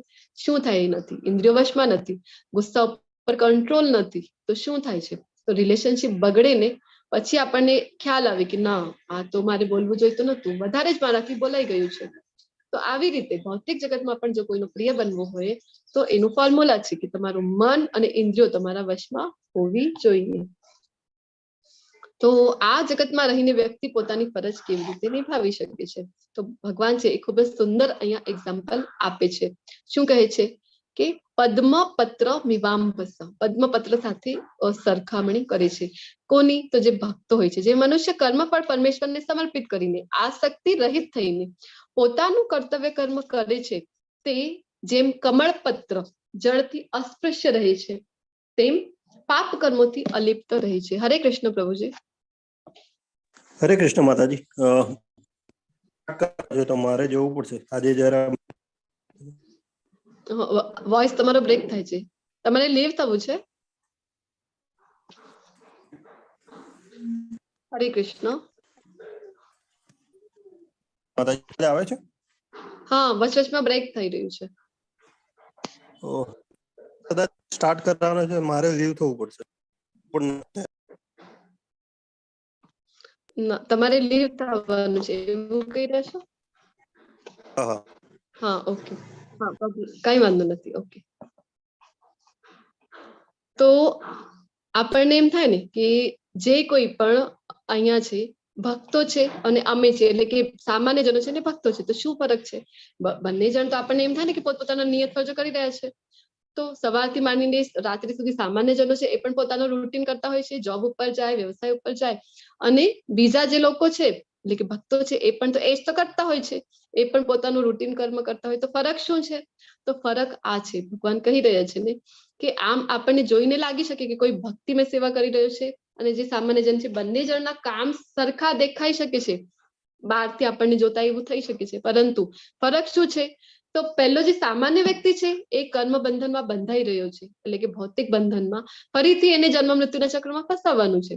અને જે ભક્ત છે એ શું કરી રહ્યો છે? જે કંઈ પણ ફળો છે એ કૃષ્ણને અર્પણ કરી રહ્યો છે અને પોતાનું કર્મ કરી રહ્યો છે, નિયત કર્તવ્ય કરી રહ્યો છે. તો એ કર્મ બંધનમાં ફસાતો નથી ને શું થાય છે? તો ભગવત ધામની પ્રાપ્તિ કરી શકે છે. તો જેવી રીતે કમળપત્રનું ઉદાહરણ આપે છે ને ભગવાન, કે કમળપત્ર છે, પદ્મ એટલે કે કમળ, કમળનો પત્ર, બધાને ખબર છે કે જે લોટસ લીફ હોય છે કેવું હોય છે? એની ઉપર એક વેક્સ કોટિંગ હોય છે, જેના કારણે પાણી કાદવમાં રહે છે ને, જે કમળ છે ક્યાં ખીલે છે? એ કીચડમાં, કાદવમાં ખીલે છે ને કમળ. તો પણ એ જેનો પત્ર છે એ ક્યારે પણ એનાથી અસ્પૃશ્ય રહે છે, ક્યારે પણ એના ઉપર રોકાઈ શકતું નથી, પાણીનો એક ડ્રોપ પણ એની ઉપર, કીચડનો એક ડ્રોપ પણ રોકાઈ શકતું નથી. શું કામ? કારણ કે એક વેક્સનું કોટિંગ છે. તો આપણે પણ જયારે ભક્તિમય સેવા કરીએ છીએ ત્યારે આ જે સંસાર રૂપી કીચડ છે, કાદવ છે, એ કાદવ જ છે. શું કામ? કારણ કે આપણને બાંધે છે. આગળ ભગવાન 8મા અધ્યાયમાં પોતે કહે છે કે આ કેવું છે? ભૌતિક જગત દુઃખાલયમ છે. તો જન્મ, મૃત્યુ, જરા અને વ્યાધિ, બધામાં દુઃખ જ રહેલું છે અને બધામાં આપણે ફસાયા કરીએ છીએ વારંવાર. તો એ કાદવમાં, ભૌતિક જગત રૂપી કાદવમાં રહીને પણ આપણે પણ અલિપ્ત રહી શકીએ છીએ, પદ્મપત્રની જેમ. કેવી રીતે? કે આપણી ઉપર પણ એક વેક્સનું કોટિંગ જેવી રીતે પદ્મપત્ર ઉપર છે, તો આપણી ઉપર પણ એક કોટિંગ આવી જાય છે. કયું કોટિંગ? તો ભક્તિનું કોટિંગ આપણી ઉપર આવી જાય છે, જેનાથી આપણે કર્મ બંધનમાં ફસાતા નથી. યોગીજનો અનાસક્ત થઈને શરીર, મન, બુદ્ધિ અને ઇન્દ્રિયો દ્વારા પણ કેવળ આત્મશુદ્ધિના હેતુ માટે કર્મ કરે છે. તો યોગીજન, યોગી એટલે કયા યોગી? એ કાલના અધ્યાયમાં આપણને હજી પણ બહુ જ ક્લિયર થઈ જશે. યોગનો અર્થ, ધ્યાન યોગ કાલનો જે અધ્યાય છે એમાં આપણે જોઈશું કે યોગનો સાચો અર્થ શું છે. અને યોગી એટલે ભગવાનને કેવા યોગી શ્રેષ્ઠ લાગે છે એવો ભગવાન જણાવે છે. તો કાલે આપણે જોઈશું યોગી વિશે ડિટેલમાં. તો યોગીજનો છે જે, તો અનાસક્ત થઈને શું કરતા હોય છે? તો શરીર, મન, બુદ્ધિ અને ઇન્દ્રિયો દ્વારા પણ કેવળ આત્મશુદ્ધિ માટે, હવે કર્મ તો કરતા જ હોય છે, પરંતુ જે કંઈ પણ કરતા હોય તો એ કૃષ્ણ પ્રીત્યાર્થી કરતો હોય. જો હાથ છે તો હાથથી શું કરે? તો હાથથી ભગવાનને ભોગ ધરાવે, ભગવાનની સેવા કરે. અને પગ છે તો પગથી ચાલીને ભગવાનના મંદિર સુધી જવા માટે એ પગનો ઉપયોગ કરે. અને આંખ છે તો આંખથી ભગવાનના દર્શન કરે, મંગલા દર્શન કરે. સવારે રોજ બ્રહ્મ મુહૂર્તમાં ભગવાનના દર્શન કરવાનું ખૂબ જ મહત્વ હોય છે. તો જો આપણે આગળ જોઈશું કે ભગવાન શું કહે છે પોતાના વિશે, કે સતતમ કીર્તયંતોમાં, તો ભગવાનનું સતત કીર્તન, ભગવાનનું સતત ધ્યાન કેવી રીતે રહે છે? બ્રહ્મ મુહૂર્તમાં જો આપણે મંગલા આરતી અટેન્ડ કરતા હોઈએ તો ભગવાનનું આપણને નિત્ય ધ્યાન રહે છે, નિત્ય સ્મરણ રહે છે.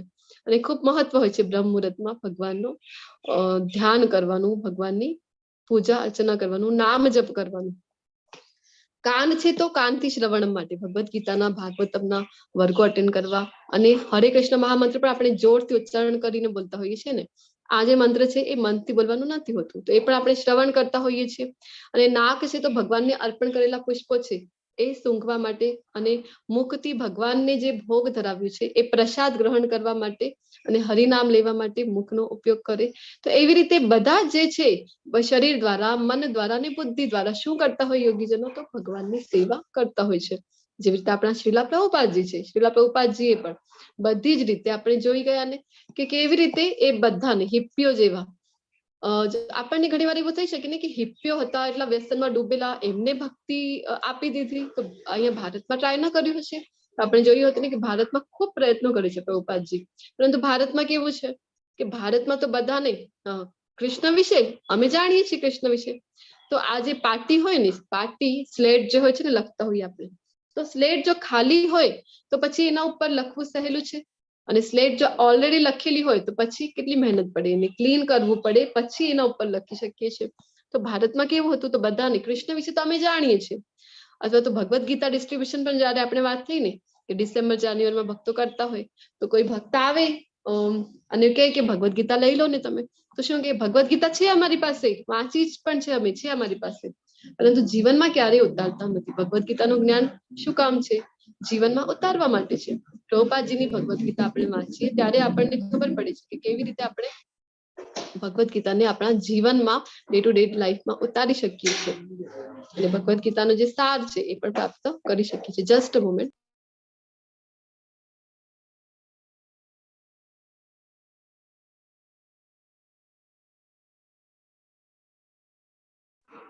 હરે કૃષ્ણ. તો ગીતા માટે પણ આપણે જો કોઈ ડિવોટી આવે તો શું કહેતા હોય જનરલી લોકો કે છે અમારી પાસે તો ભગવદ ગીતા છે અમારી પાસે, પરંતુ એ જે હિપ્પીઓ હતા એમને તો ક્યારે પણ ભગવાનનું નામ સાંભળેલું નહોતું, કોરી પાટી હતી, એટલે એ કૃષ્ણનું નામ જયારે અંદર પડે છે તો એ જલ્દીથી એનો સ્વીકાર કરી લે છે. તો આગળ શું જણાવી રહ્યા છે? ભક્તિમાં સ્થિર થયેલો મનુષ્ય પરમ શાંતિ પામે છે, કારણ કે તે પોતાના સર્વ કર્મના ફળ મને અર્પિત કરે છે. પરંતુ જે મનુષ્ય ભગવાન સાથે સંલગ્ન હોતો નથી તથા જે પોતાના શ્રમના ફળનો લોભી છે તે બદ્ધ થઈ જાય છે. તો જે કોઈ પણ ભક્તિની સેવા કરીએ તો આપણને ખબર પડે કૃષ્ણ સાથેનો આપણો સંબંધ શું છે. તો કૃષ્ણ પોતે અંશી છે અને આપણે એના અંશ છીએ, તો અંશનું કામ છે અંશની સેવા કરવું. તો આપણે પછી ભક્તિમાં સેવામાં હોઈએ તો જે કંઈ પણ કર્મ કરતા હોઈએ છીએ, ભગવાને કીધું છે ને કે કર્મ ફળ પ્રત્યે અનાસક્ત રહેવાનું છે, તો આપણે કૃષ્ણને ફળ અર્પણ કરતા હોઈએ છીએ. પરંતુ જે ભક્તિમાં નથી તો એ લોકોને પોતાના જે કર્મના ફળ છે એના પ્રત્યે ખૂબ આસક્તિ હોય છે. અમે કામ કર્યું છે, કૃષ્ણને ફળ કેવી રીતે આપીએ? તો પછી કૃષ્ણને ફળ આપવાનું એવું મતલબ છે કે કૃષ્ણ આપણા બધા ફળ લઈને ચાલ્યા જશે? એવું નથી. કૃષ્ણ આપણને ફળ આપે છે, પછી એ દયારૂપી, હજી એમાં જે આપણે વાત થઈ હતી ને કે પાપનો ભાગ હટાવી દે છે ભગવાન, ને દયારૂપી એ બધા ફળો આપણને ફરીથી આપે છે કૃષ્ણ. તો જ્યારે દેહધારી જીવાત્મા પોતાની પ્રકૃતિને વશમાં કરી લે છે અને મનથી બધા કર્મોનો પરિત્યાગ કરે છે, મનથી કર્મનો પરિત્યાગ કરવાનો છે, શરીરથી નહીં. શરીરથી તો કર્મો કરવાના છે. ત્યારે તે નવદ્વાર વાળા નગર એટલે કે આ ભૌતિક શરીરમાં કશું કર્યા કે કરાવ્યા વગર સુખપૂર્વક રહે છે. નવદ્વાર વાળી આ નગરી કીધી છે શરીરની. કયા કયા છે 9 દ્વાર?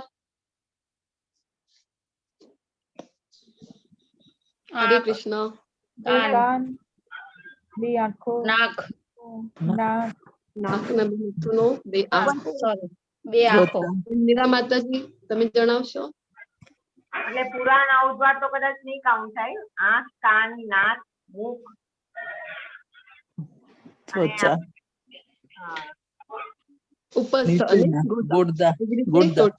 થઈ ગયા 9 દ્વાર. 9 દ્વાર વાળી આ નગરી છે એમાં સુખપૂર્વક શાંતિપૂર્વક કેવી રીતે રહી શકીશું? તો જ્યારે આપણે મનથી કર્મનો પરિત્યાગ કરીશું, ફળ છે એ કૃષ્ણને અર્પિત કરીશું.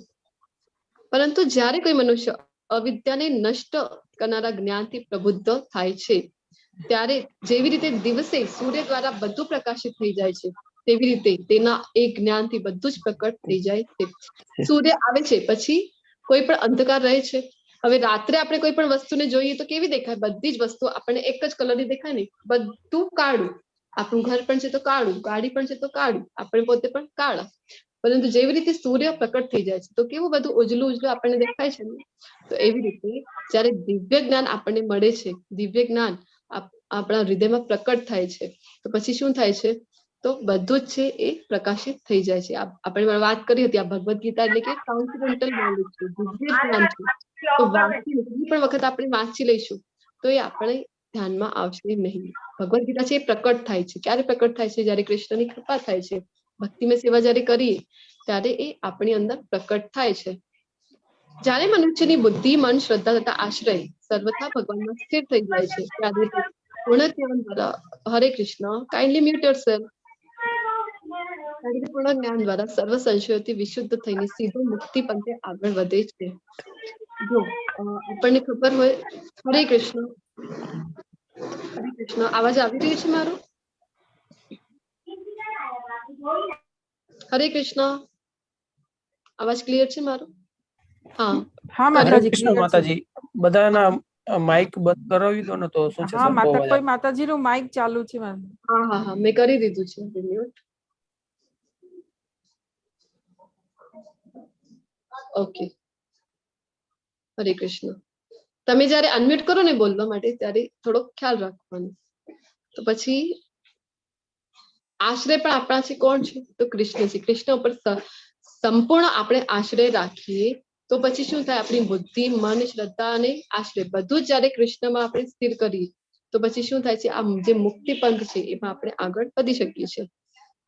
હવે આગળ શું જણાવે છે ભગવાન, તો વિદ્યા વિનય સંપન્ને બ્રાહ્મણે કવિ હસ્તિની શુની ચે શ્વપાકે ચ પંડિત સમદર્શિના. પંડિત કોને કહેવાય એની વ્યાખ્યા અહીંયા ભગવાન છે એ આપી રહ્યા છે. વિનમ્ર સાધો તેમના યથાર્થ જ્ઞાનના પ્રતાપે વિદ્વાન તથા વિનયી બ્રાહ્મણને ગાય, હાથી, કૂતરા તથા ચંડાળને સમાન દ્રષ્ટિથી જુએ છે. એટલે એવું છે કે ભગવદ ગીતાનું જ્ઞાન લઈ લીધું એટલે આંધળા થઈ ગયા. ગાય જાય તો કહેવાનું કે હાથી આવી રહ્યું છે, કૂતરો જાય તો કહેવાનું કે આ ગાય આવી રહી છે. એવું કોઈ ચંડાળ હોય તો કહેવાનું કે અરે બ્રાહ્મણ આવી ગયા.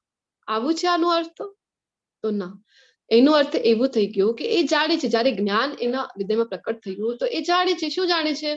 તો બધાના હૃદયમાં જે કોઈ પણ જીવાત્માઓ છે બધાના હૃદયમાં પરમાત્મા સ્વરૂપે કૃષ્ણ વિરાજમાન છે. તો બધા કૃષ્ણના ભગવાન આગળ ભગવદ ગીતામાં કહે છે ને કે મમે વાંશ જીવલોકે જીવભૂત સનાતન. 15મા અધ્યાયમાં ભગવાન જણાવે છે. તો પછી એ જાણે છે કે બધા જે જીવમાત્ર છે કોણ છે? કૃષ્ણના અંશો છે અને બધાના હૃદયમાં કૃષ્ણ પોતે પરમાત્મા સ્વરૂપે વિરાજમાન છે. આવી રીતે એ બધાને સમાન દ્રષ્ટિથી જોઈ શકે છે કે બધામાં પરમાત્મા સ્વરૂપે તો કૃષ્ણ છે. તો એવું નહીં એનો અર્થ કે હાથી આવી ગયો અથવા તો કૂતરો આવી ગયો તો ગાયની જેમ એની પૂજા કરવાની, એવું એનો અર્થ નથી થયું. એનો અર્થ છે કે એ જાણે છે કે હમણાં આ ગાયની યોનિમાં છે અથવા હમણાં આ ચાંડાળની યોનિમાં છે, તો એના કર્મના કારણે એને આ યોની ધારણ કરવી પડી છે. પરંતુ એના હૃદયમાં બધાના હૃદયમાં કૃષ્ણ વિરાજમાન છે. તો પછી એ કોઈની સાથે કોઈ ખોટું કામ નથી કરતું. બધાને એ સમાન દ્રષ્ટિથી આવી રીતે જોઈ શકે છે. તો આવો જીવન મુક્ત પુરુષ ભૌતિક ઇન્દ્રિય સુખ પ્રત્યે આકૃષ્ટ થતો નથી. આ ભૌતિક જગતમાં જે કંઈ પણ આપણને લાગે કે સુખના વિષયો છે, અંતે એ જ દુઃખના વિષયોમાં પરિવર્તિત થઈ જાય છે. તો એટલા માટે જેને દિવ્ય જ્ઞાન થઈ ગયું છે, જ્ઞાન પ્રકટ થઈ ગયું છે, તો એ ભૌતિક વસ્તુઓથી પછી આકૃષ્ટ થતો નથી, પરંતુ હર હંમેશ સમાધિમાં નિમગ્ન રહીને પોતાની અંદર જ આનંદનો અનુભવ કરે છે. એ રીતે આત્મ સાક્ષાત્કાર પામેલો પુરુષ પરબ્રહ્મમાં એકાગ્ર હોવાને કારણે અનંત સુખ ભોગવે છે. તો હરિદાસ ઠાકુરજીનું અહીંયા ઉદાહરણ આપેલું છે. હરિદાસ ઠાકુર કોણ હતા? તો આમ તો એમનું જન્મ મુસ્લિમ પરિવારમાં થયેલું હતું, પરંતુ કૃષ્ણના એ અનન્ય ભક્ત હતા. તો આપણે જે કાલથી શરૂઆત કરી છે ને કે એક માળા કરવા માટે, તો હાર્ડલી એક માળાનો જપ કરવા માટે કેટલો સમય જાય? ન્યૂ જયારે આપણે સ્ટાર્ટ કરીએ ને ત્યારે 10 મિનિટ જેટલો મેક્સિમમ એનો ટાઈમ જતો રહે છે, પરંતુ 7 થી 8 મિનિટમાં એક માળા હરે કૃષ્ણ મહામંત્રની આપણે કરી શકીએ છીએ. પરંતુ જો આપણે જોઈએ કે માયાદેવીનો પ્રભાવ કેવો છે, તો તરત જ જયારે આપણે માળા શરૂ કરીએ તો કેટલા બધા પાર્ટિસિપન્ટ છે એ લેફ્ટ થવા લાગી જાય છે. તો એવી એક માળા કરવા માટે આપણે તો કેટલા બધા વિચારો ત્યારે જ આવી જાય ને, અરે આ કામ બાકી હતું મારું, આ પેલા કરી લઉં, તે કામ કરી લઉં. 70 જાતના કામ છે આપણને યાદ આવે છે. ક્યારે? જયારે આપણે એક માળા કેવળ કરવાની હોય છે 7-8 મિનિટ વાળી, અને જેવી માળા પૂરી તો એવા બધા કામો આપણા ભૂલાઈ જાય છે.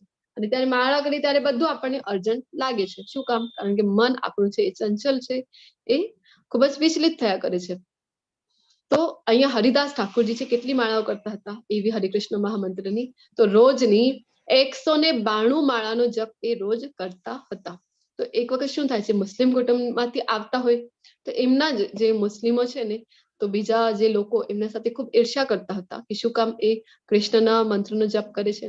તો એ લોકો એક દિવસ મળીને એક પ્લાન બનાવે છે. એક ગામમાં હરિદાસ ઠાકોરજી આવે છે અને એક ઝૂંપડીમાં રહેતા હોય, તો ત્યાં એક પ્લાન બનાવે છે કે હવે એને કેવી રીતે બધા માન આપતા હોય ને કે ભગવાનના પરમ ભક્ત છે, એટલી બધી માળાઓનો જપ કરે છે, તો એમને ઈર્ષા થાય છે, કહે છે કે હા એમને કેવી રીતે આપણે નીચે પડાવ્યું. તો એના માટે પ્લાન કરે ને એક ગણિકાને ત્યાં મોકલે છે, અને ગણિકાને કહે છે કે આનું માન કેવી રીતે આપણે ડાઉન કરી શકીએ, તો એના માટે એને મોકલે છે. તો એ ગણિકા ત્યાં જાય છે અને હરિદાસ ઠાકોર છે એ પૂછે છે કે કારણ કે સંધ્યાના સમયે કોઈ સ્ત્રી સંન્યાસી પાસે આવે તો પૂછે છે કે શું કામ તમે આવ્યા છો, તો એ કહે છે કે એ ખૂબ વખાણ કરે છે હરિદાસ ઠાકોરના કે તમે તો આવા છો તેવા છો, અને પ્રભાવિત થઈ ગઈ છે પોતે, એવું બધું જણાવે છે એમને. તો પોતાની ઈચ્છા પણ જણાવે છે. તો હરિદાસ ઠાકોર એમને કહે છે કે તમે થોડીક વાર વાટ જો મારી, અને હમણાં જ હું આના માળા જપ હજી પૂરા નથી થયા, માળા જપ પૂરા કરી લો પછી તમારી ઈચ્છા હું અવશ્ય પૂરી કરીશ. તો પછી ગણિકા છે ત્યાં બાર આંગણો હોય છે, ત્યાં તુલસીજી હોય છે, તો તુલસીજીની સમક્ષ બેસીને વાટ જોઈ છે. અને હરિદાસ ઠાકોર તો પોતાના જપ કરતા હોય છે, તો એમના મોઢેથી, શુદ્ધ ભક્તના મોઢેથી એ જપ સાંભળે છે. તો આવું કરતા કરતા શું થઈ જાય, તો પ્રભાત થઈ જાય છે, સવાર પડી જાય. પછી ત્યાંથી ગણિકાને જવું પડે. અને પછી એ જે લોકો એમને મોકલ્યું હતું એ પૂછે છે કે શું થયું, તમારું કામ પૂરું થયું? તો કહે છે કે ના, આજે જરૂરથી પૂરું થશે. બીજા દિવસે ફરીથી સાંજે જાય છે, તો હરિદાસ ઠાકોર કહે છે કે અરે કાલે મને થોડુંક મોડું થઈ ગયું, આજે મારા જપને હું જલ્દી જલ્દી પતાવી દઈશ. અને એને ફરીથી વેઇટ કરાવડાવે છે. અને એ ગણિકા ફરીથી તુલસીજી સમક્ષ બેઠા હોય અને હરે કૃષ્ણ મહામંત્રનો જપ સાંભળ્યા કરે. આવી રીતે ફરીથી બીજા દિવસે પણ સવાર થઈ જાય. પછી ત્રીજા દિવસે ફરીથી ગણિકા જાય છે અને શુદ્ધ ભક્તના મોઢેથી જયારે હરે કૃષ્ણ મહામંત્રનો જપ સાંભળે છે અને તુલસીજીના સમક્ષ બેઠા બેઠા, તો પછી શું થાય છે, તો એમની આંખોમાંથી અશ્રુની ધારા આવી જાય અને હરિદાસ ઠાકોર પાસે જઈને એ ક્ષમા માંગે છે.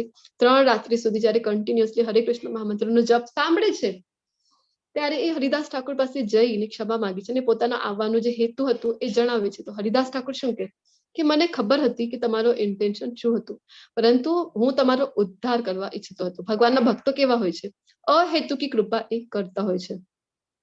તો ગણિકા ઉપર અહેતુકી કૃપા કરી અને પછી એમને કહે છે કે હવે હું અહીંયાથી જતો રહું છું, હું તમારો ઉદ્ધાર કરવા માટે જ અહીંયા રોકાયો હતો, હવે હું અહીંયાથી જાઉં છું. અને તમે અહીંયા રહીને પછી એ જે ગણિકા છે એ એમની પાસેથી દીક્ષા લે છે અને એ પોતે એ જ કુટીરમાં રહીને પછી હરે કૃષ્ણ મહામંત્રની 192 જપ એ કરવા લાગી જાય છે. એમનો આટલો મોટો ટ્રાન્સફોર્મેશન એ ગણિકાનો થઈ જાય છે ભગવાનના શુદ્ધ ભક્તના સંપર્કમાં આવવાથી. તો ભગવાનના ભક્તો એવા હોય છે. તો વિષયાસક્ત આનંદ છોડવાની જરૂર શું છે? ભૈયા ભૌતિક જગતમાં એટલા બધા આનંદ છે, એ શું કામ છોડવા? કારણ કે એ વિવિધ પ્રકારના જે વિષયાસક્ત આનંદો છે એ કેવા છે, તો જીવંત અસ્તિત્વને એ ફસાવ્યા કરે છે. જો અહીંયા અલગ અલગ ઉદાહરણ આપેલા છે ને, કે જે લાઇટના કીડાઓ હોય છે ને, લાઇટના કીડાઓ ખૂબ એટ્રેક્ટ થાય છે જ્યારે એ અગ્નિને જોએ અથવા તો લાઇટના પ્રકાશને જ્યારે જોઈ છે ત્યારે દૂરથી જ ખૂબ જ એટ્રેક્ટ થઈ જાય લાઇટની તરફ, અને નજીક જાય ત્યારે શું થાય, તો એની જે ઉષ્મા છે એનાથી બળીને એ એમનું જે પ્રાણ છે એ ત્યાગી દે છે. તો શરૂઆતમાં જે ચીજે અટ્રેક્ટ કરી, અંતે એ જ એમના મૃત્યુનું કારણ બની ગયું. જે આ હોય છે ભમરું કહેવાય ને, ભમરું જે હોય છે તો એને કમળ પ્રત્યે કેટલું આસક્તિ હોય છે, અને જ્યારે એ પુષ્પમાં એન્ટર કરે છે અને પુષ્પ બંધ થઈ જાય તો શું થાય છે, અંદર જ ગુદ મરીને એના જે પ્રાણ છે એ નીકળી જાય છે. માછલી છે, માછલીને ખાવાની જે એની ઇન્દ્રિયો છે એ ખૂબ પ્રબળ હોય છે, ખાવામાં ખૂબ આસક્તિ હોય છે. કોઈ છે કે નાનકડું એવું કોઈ પીસ ખાવાનું એ કાંટામાં ફસાવીને મૂકી દે પાણીમાં, તો માછલી લેવા માટે તરત જ આવી જાય અને પછી શું થાય, તો એ માછલી પોતે જ બીજાનું ભોજન બની જાય છે. આવી રીતે જે હાથી છે, હાથીને ફસાવવા માટે હાથીને સામે રાખવામાં આવે અને મોટું ખાડું એવું બનાવવામાં આવે છે અને એવી રીતે હાથીને ફસાવવામાં આવે છે. તો જે કોઈ પણ ભૌતિક જગતમાં ઇન્દ્રિયોના વિષયો છે એ એવા જ હોય છે, ક્ષણભંગુર હોય છે. ક્ષણ માટે આપણને લાગે છે કે આનંદ આપે છે, અને પછી તો એ જ આપણા દુઃખનું કારણ બની જાય છે. જો કોઈ કાર લીધી છે, કોઈ મોંઘીદાટ ગાડી લઈ લીધી, BMW લઈ લીધી, અને પછી આપણને એમ થાય કે બધું મને મળી ગયું, જે જોઈતું હતું બધું મને મળી ગયું. થોડાક દિવસો માટે આનંદ થાય, ને પછી શું થાય, જો એ કાર જ દુઃખનું કારણ બની જાય. કોઈ એની નજીકથી ના જાય, કોઈ સ્ક્રેચેસ આવી જાય એના ઉપર, કોઈ ટક્કર લગાવી દે, તો એ જ કાર દુઃખનું કારણ બની ગયું. સેમ વે મોબાઈલ ફોન છે,